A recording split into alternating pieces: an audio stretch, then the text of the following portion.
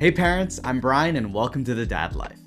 Our meal times have been getting quite messy now that our 1-year-old is starting to eat solids, and basically only a fraction of what we give him ends up in his mouth.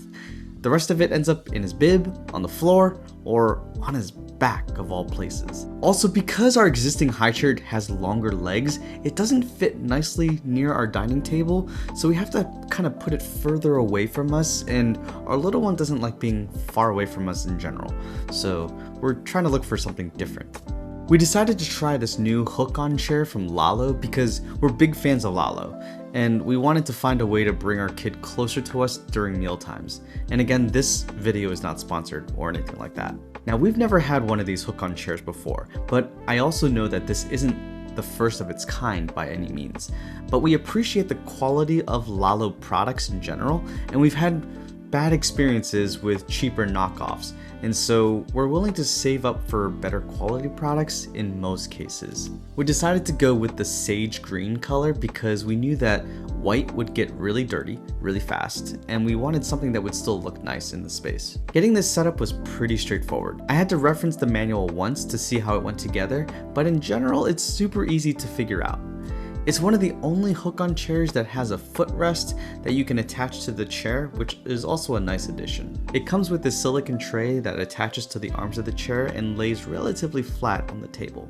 And it also comes with a nice carrying bag as well. I have to say, these Hook-On chairs all essentially attach the same way, with a twisting mechanism with rubber grips that squeezes onto the table so it doesn't damage the table. And since most of these chairs are quite similar, I'm gonna focus on the major differences that I've seen with this product versus other competitive products. The cool thing is that the day that I was testing this out, we had a bunch of friends over and they all have had experiences with their Hook-On chairs since they have older kids, and they were giving me all of their thoughts, which was really, really nice.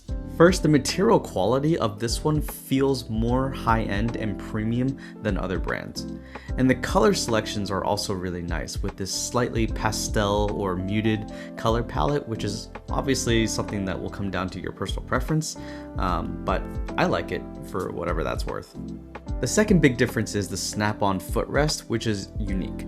It helps give our little one a place to rest their feet, and I think it's just a nice touch.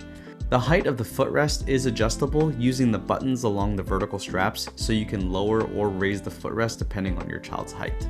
The third difference is that this comes with a detachable silicone mat, which I mentioned before, which is easily washable and rollable in order to put it into a carrying bag or your diaper bag. Other brands have a solid plastic tray that is more sturdy, but it doesn't fold up nicely into a carrying bag, so it's just another thing that you're gonna have to carry with you.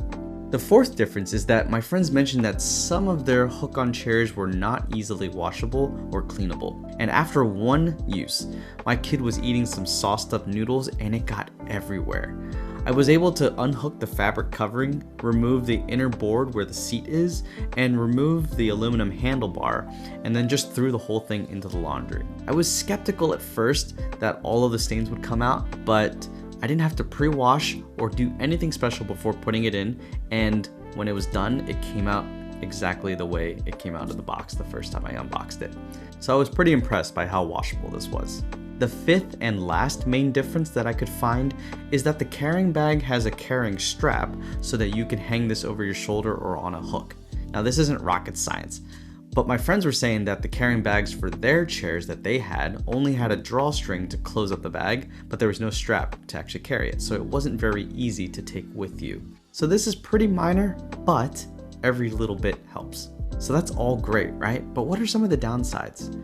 The things that I'm going to talk about are kind of pet peeves more than real downsides, since it's really just kind of a personal preference, and they're both related to the silicone tray. Now, when you first put it on after unboxing it, I'm not sure if it just needs a little bit of time to flatten out or not, but it doesn't sit quite flat on the table, and you kind of see this rippling effect a bit.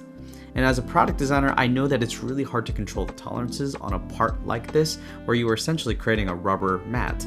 And it could depend on how far the arms of the chair are spread out when you attach the chair to the table. And I have noticed that over time, the mat does get flatter. And if I spread out the arms a little bit more when I'm putting it onto the table, it can help stretch out the mat a bit more and keep it flat. So that's just a little bit of adjusting that you might need to do in order to get it just right for you. The other thing about this mat is that it leaves about a 1/4 inch gap between the mat and the front edge of the chair. And if you have kids that like to play with their food, well, guess what? A lot of food is going to end up falling through that crack and onto the floor or onto their laps. So the only improvement that I would suggest on this product is to add a lip to the tray so that it hangs over the front edge of the seat so that the gap goes away. This can be a relatively simple modification to their mold, and this could actually help address the slight rippling effect of the mat and help it lay more flat on the table. So there's some free advice to Lalo if they see this. A couple of other tips that might help you if you get one. If you're nervous that the chair might fall off the table, just slide another chair underneath it just in case it does, but I really don't think that will be an issue. We put one of these cleanable mats underneath the chair because our kid still throws a lot of food on the ground, and this just makes cleanup a little bit easier, which I'm all about. So overall, it's really nice. I like that it's easily packable so that we can take it with us when we're on the go, and it also brings our kid closer to the table so that it's not like he's in exile in the corner of the room, and it's also super easy to clean, which I honestly dreaded. So I'll add links below in case you're also interested in checking this out. Thanks so much for hanging out with me today, and please go ahead and like and subscribe if you want more practical parenting tips and baby gear reviews. And I'll see you next time on The Dad Life.